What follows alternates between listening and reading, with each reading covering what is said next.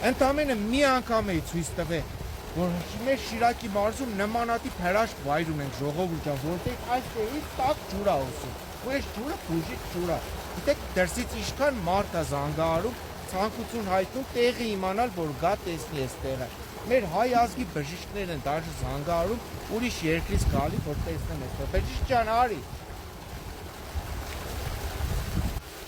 Մեր դրսում ապրող, Վրաստանում ապրող բժիշկ նայել է։ Ես եկյալի մասին մնացել եմ արստոկրատիերից տեսել եմ, ու ես ողջունեցի ով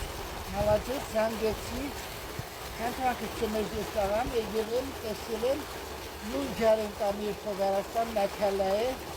շատ մարդիկ եկան, բասեինները գլողանան, ինք ունի շատ բուժիչ հատկություն, նամանավան խոդաց հավերին մեծորներում։ Իրոք, իսկնագին հրաշք վայր է, դերը կնան ու դարշնի գարախտա վայր։ Այդ կանը։ Պետք է իրոք նմանատիպ վայրերը դարձնենք տուրիստական կենտրոններ, որովհետև մեր Շիրակի մարզում շատ ունենք նմանատիպ վայրեր